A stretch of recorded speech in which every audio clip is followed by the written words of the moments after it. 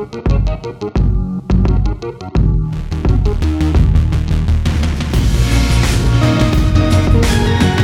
Nerfers, I'm Addy Thomas. And I'm Ben Milton. Thanks for joining us for another episode of Certain Point of View. It's your first step into a much nerdier galaxy. We're having a Star Wars discussion with a couple friends today. We've got Jmike with us. Hey guys. And he's not just living upstairs this time. I know, it's so sad. All by yourself. He actually got here. Yourself. And then, of course, you know him well, Case Aiken. Hey guys, thanks for having me back. Hey, Case. Yeah, we're actually about to record an episode of the Scruffy Nerferders, but we decided, hey, let's get this episode a certain point of view out because we got to release an episode tomorrow anyway. And we didn't have anything pre-recorded. Yeah. We have plans for some backup episodes, but we didn't record them yet. Anyway, you can check out Scruffy Nerferders and Cases Another Pass. You can check out Fun Games with Matt and Jeff. All of those podcasts are on our website, certainpov.com. Again, you can check that out on our website, certainpov.com. Let's get into, well, sort of a pretty ridiculous concept. Usually I don't like giving any attention to certain things that are just so ridiculous. But this is just so ridiculous, we couldn't help but give it attention. Actually, Case, you have the Twitter feed up for this group, right? Yeah, I do. What's their official name? So the actual Twitter feed is at RM The Last Jedi. And it is a group of people who claim that they are going to remake The Last Jedi from fan contributions. I guess from scratch, kind of not. I guess they want to take some footage because they want to use Carrie Fisher, maybe. Yeah. But they want to cut out, like, aside from that, like any new woman character and sort of like make Luke Skywalker a badass and do all this stuff from scratch. Right. Like, not make the movie that was made. But, like, it seems like mainly reshoot the entire Luke and Rey story is a big part of it. Well, then they're going to get rid of, but they're also going to get rid Rose. of Rose as well, yeah. Right. I mean, I have so many problems with this. I mean, I have so many problems, but it's also kind of amazing. Well, the fact that it's getting traction is what's amazing. Well, and that Ryan Johnson came out and was like, please make this. Yeah. That's how I saw it, because I set up for notifications from Ryan Johnson, because there's just so many good tweets. I did that even before The Last Jedi came out, because I genuinely enjoyed his Twitter feed. And this one was just amazing. Mm-hmm. Just to go into sort of their philosophy and thought process with how they feel The Last Jedi needs to be remade. And there's this idea that, like, they acknowledge they can't satisfy all the fan base, but that they'll somehow come up with this magic formula by committee, by public vote, like American Idol meets their special committee and put together The Last Jedi so that, Star Wars can be put on the right course again. For the people. Right. That's a no for me, dog. It's not going to work out here. That's kind of how I feel about it. I am so... I just want to. I do kind of want to see it for the train wreck. Well, I'm looking that it's ultimately going to be. Yeah, I'm looking forward to the remake of The Last Jedi. Yeah, no, I said that basically on Twitter the other day, where it was just like, oh god, I just want the disaster artist version of this. Yes, yeah. I want to see the behind the scenes bullshit that goes on because with like these people. I've worked on fan films, like I've worked like right. So like I've worked on enough of these like productions where it's a bunch of people who are really enthusiastic and think they know exactly what the franchise is about, who are like pooling their resources to film something that looks authentically like a thing that has existed long ago and that we wouldn't make today. Like they're definitely going to be like, we have to make it so Star Wars. Like, what's a Star Wars thing? What Star Wars things can we put in here? Which means it's going to look like the 70s and 80s in production value on purpose. Right. In a way that, like, isn't just that, like, it's a few nods of, like, okay, well, this is kind of what it looked like. But, like, it's going to legitimately, like, look like it was shot on, like, a lower quality of film with, like, worse special effects, except for where they can't help it, and they're just going to have to use digital. But those are going to look terrible because they're not professionals. Right. The acting that for anything that they reshoot is going to be terrible, even if they get the money for some of the original. Yeah, actors. well, hold on, Case. Remember, they're also talking about, like, they've got apparently a set of producers that are anonymous. Right. Set of producers who are not funding this production. Yes. They're just raising the money, which is That's what's amazing to me is how much money they've raised. But Well, the criteria. Yes, money raised. So you and I are very familiar, and Jmike is too, with the fundraising world when it comes to Christian radio in particular, and for charities like Compassion International and stuff like that, where it's a pledge system. It's not actual funds collected. It's just people saying they will give. It's not even Kickstarter. Like I've worked with this not? with No. I thought they had... I've worked with this with Kickstarter where you get a certain amount of money like on Kickstarter, but then like credit cards decline, right. and then nothing happens. Like you just didn't get that contribution. Right. This is an email form where you can just type in the amount of money that you've pledged. Oh God. Yes. And your name. Like, yeah. Oh, we should And an pledge email like address. $10 million. Right. What do they need to go over? Just to wrap this thing up. I'm actually curious if they make it, because if we just like fake pledge it. Can you pull it up and let's do some pledges for all of us on the show? Remake The Last Jedi. And I want to like use a lot of just bad spelling, like meme spelling, like more as an MOAR. I want more dots. While Case is pulling that up, here's the thing: even for pledge, like fundraisers like that for PBS, I remember our stats were like 60 to 70%. Like on a good fundraiser, was the actual if you were percentage. really good, you would get 60%, Yeah. 70% at the most. You would get. So that that's a really important detail to understand with the fund, No, but with even the money still, that, but even still, like what I think the last time I saw, they were like 210 million pledged or whatever. Yeah. Even if they got 70% of that, Jeez. no, that's true. Yeah, that, if they did. even 50% of that, they're over $100 million. Like that's amazing. I don't believe it. In that case, make a new movie. Make the movie you want. That's not a Star Wars movie. You can have Duke C. Strider. And here's the question that I think about though with this, in all seriousness, and we're making kind of fun of these guys, but like, have you ever been so upset by a movie that you would go to these lengths to remake it? I mean, Case, this is directed at you. This gets a little bit weird because I do work on Star Trek fan films. However, those have never been that I'm so upset with the modern movies. Like I was almost there with Into Darkness. Yeah. But I wasn't legitimately there. Like I was like, well, we're making other Star Trek things, and Star Trek is a multitude of properties. Like I remember having Voyager and Deep Space Nine on at the same time, and I really liked Deep Space Nine, and Voyager I was like, what the fuck is this? So it never felt like, oh, there can only be one thing. And then I also liked the 09 launch of the series, so I was like, okay, well, that's going to be fine. And then ultimately, Beyond I really loved. So, it was just one bad movie, and Star Trek has a lot of bad movies. Right, right, yeah. Well, here's an interesting wrinkle to throw into the discussion. So, obviously, we know that we like The Last Jedi, so we definitely have a little bit of a bias. If we found out that Lucasfilm was interested in remaking the prequels, what would you say to that? I've softened my position on the prequels as time has gone on. I don't love them still. Like I'm still not like, oh yeah, no, these are great movies. They're not. They're super. They have a lot of problems. I kind of expect them to retell the story at some point in time.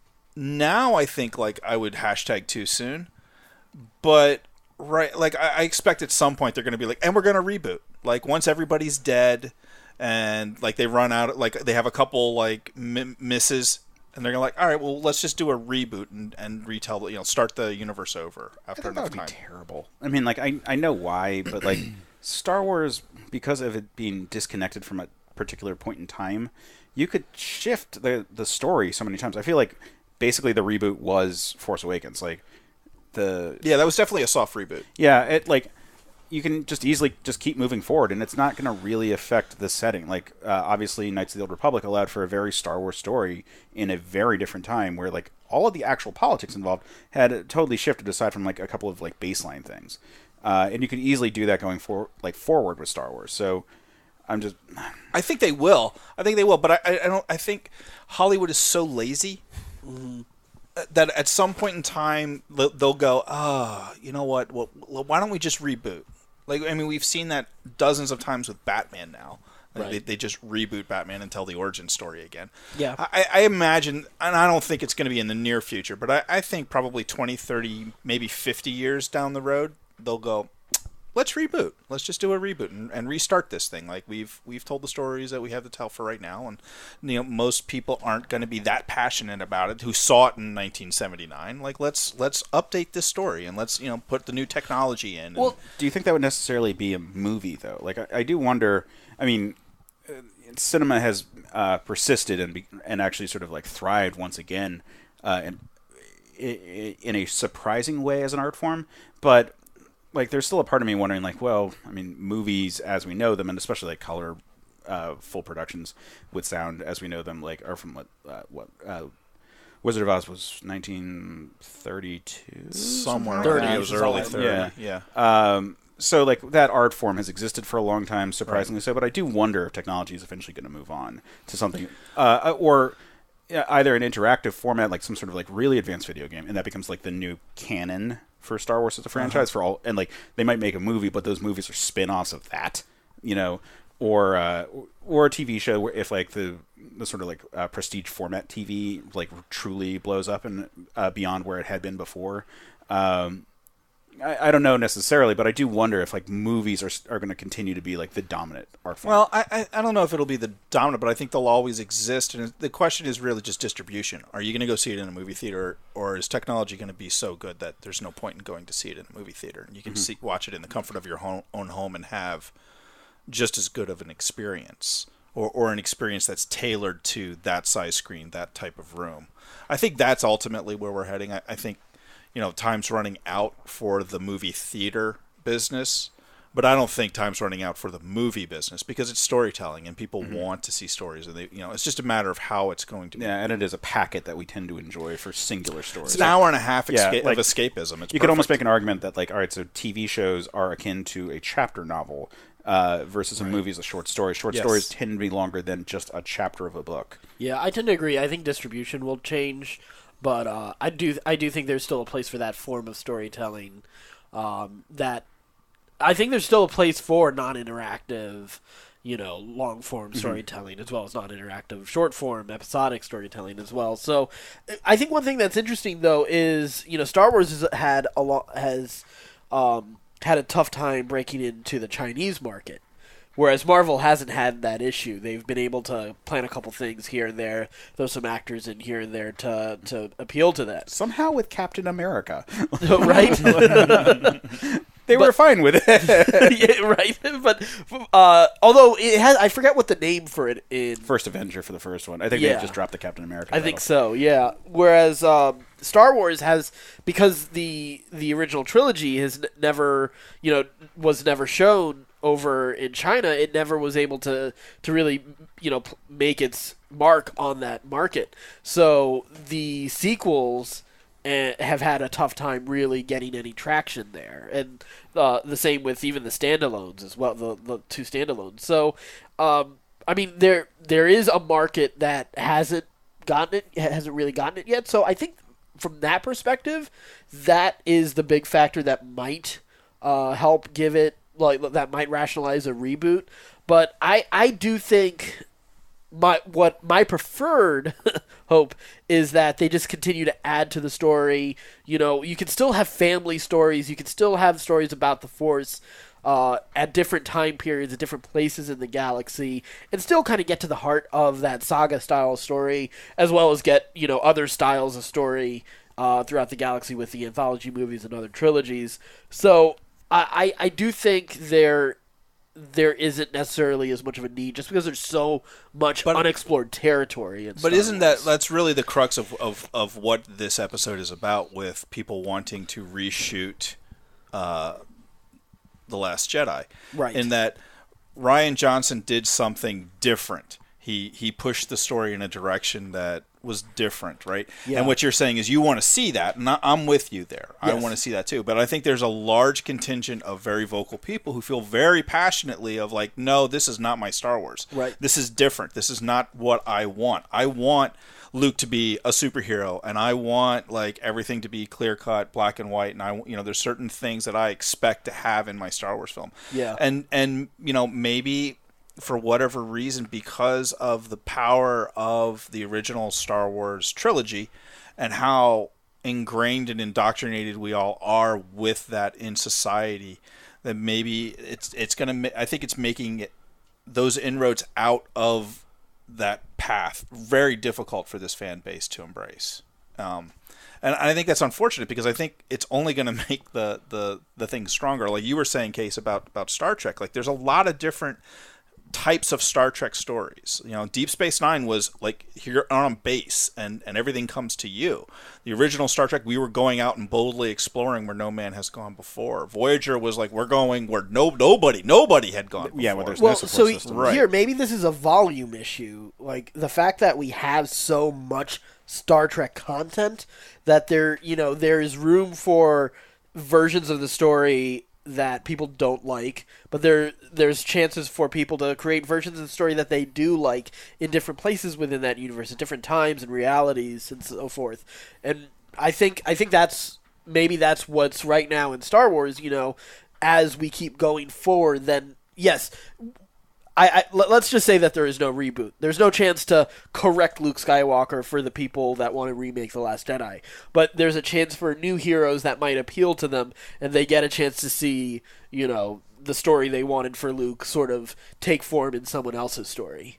I don't know if they'd be patient enough or willing to give that story a chance, but I think as the volume of Star Wars content builds, there's a chance for, these Additional different stories. opinions within the Star Wars universe, Yeah. within the fan base. I mean, it's certainly interesting to think of it in terms of like, I wonder what you consider the breadth of what Star Wars is. Like, I wonder for these people if it is a very specific range of concepts of Star Wars that, like, if you grew up where the series had already come out, where Jedi was like the end of the series, and then you were young enough that you still kind of got into the prequels.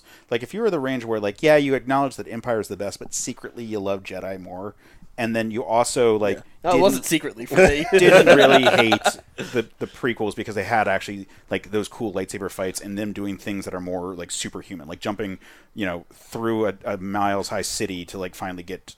to land perfectly and survive a fall.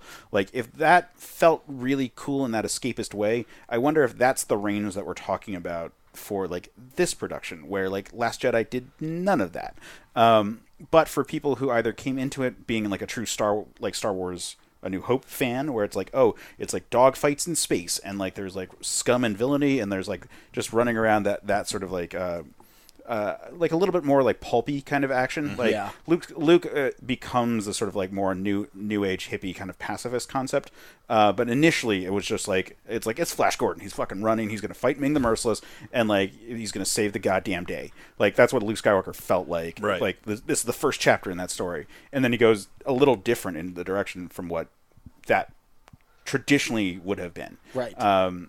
So, I wonder. It's like, okay, so maybe the types of fans who have taken it in different ways. Either they've let go of bile for the prequels, or they truly enjoyed all of it like the whole time, or came into it from one end, but has sort of like rolled with the punches of each iteration. Like, I wonder if like that shows like these different types of fandoms. Like, if this is like really a spotlight on each of the different sectors that we never really quite realized were that different, because we always just were Star Wars fans for a long time. Yeah, I absolutely agree, because I think that's one of the things I love. We did this on the episode where we had everyone from a certain point of view, but I liked asking how people discovered Star Wars, but I also like asking like what was the thing that brought like really first spoke to you in Star Wars, and it's been multiple things for me over time. At different points at different points in my life, that's definitely changed. But I do think Star Wars is such. I think it's such a dynamic franchise, to be perfectly honest, because it's a blend of so many mythologies, and because it's an homage to other, so many other types of films and storytelling as well, so that you get lots of pieces of different things pulled together into it. And that's even if you're just looking at the movies, if you're not even looking out into the expanded universe, but it becomes even more apparent in the expanded universe as well. But yeah, that's another, that'll be an interesting thing to kind of maybe delve into at some Well, point. you're just talking about the expanded universe, and that's interesting because like that's really where we did get a lot of the different kinds of stories that you and I are saying that we want to see. Yeah. And there was certainly a wide variety of quality that everybody agrees on. Like some was definitely better than others, and What, and you a lot don't was love good for Caravan its for Courage? time. right. Yeah, but there's also a lot where people look back on and go, no, that was Drek. Like that was just downright awful. But it's weird to me because like you didn't have the same level of vitriol and the same level of passion about the EU until Disney bought it. Right. And once Disney bought Lucasfilm, then everything kind of like flipped on its head, and there was an immediate backlash against. It was a great cry. There was a great. Well, it's like a million voices cried out, and they haven't been silenced yet.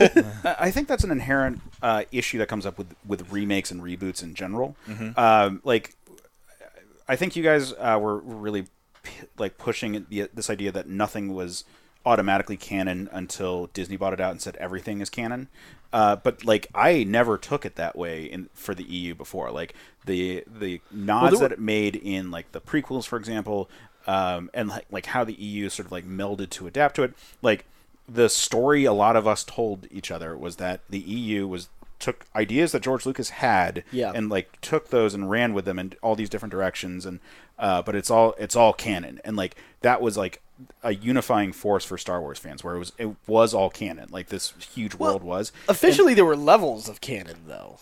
Like that's how Lucasfilm described there was it, G canon, which was like this is everything that George did. And that's the Holy Bible, right? Yeah. But like there was so much material that was considered like pure canon, regardless. Like even if you consider like the comic strips that Marvel Comic put out that tell the story between like New Hope and Empire, that's more like the Book of Mormon, right? But like even if you don't consider those like pure canon, like you know that there's like ideas going on there, and it felt like it felt cohesive. Yeah, like.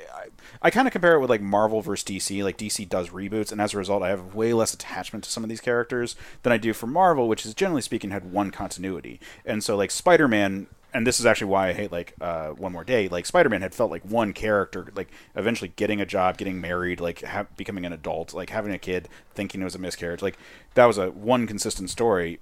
But like doing a remake or a reboot of that like feels like I don't know as much about this. And Star Wars, like because like the movies were the movies and the games were around the movies and like the books were around it and all that, it felt like one thing. And then when the first, or when Disney happened, like some of us felt like, oh, this took away what was special about the universe, like not the franchise but the universe that we had built up around it. Like you didn't feel like you could research anything anymore and have it be like, oh well, there's this like infinite knowledge. You can just keep on going on Wikipedia. Like every page is 50 links you've never read before. Right. Now it's like, do they even really matter? Like they don't. Right, and in some ways they don't, and in some ways, I mean, I like the way that they've been adding in the old EU stuff into some of the bringing in Thrawn and some of the other stuff that they've done. I think has been really cool, and I'm glad that they are giving nods to the stuff that they like and want to bring in. I think that's good. You know what? Go ahead. Sorry, actually, you go ahead. I'll I don't remember to wrap it up. Oh well, that's great.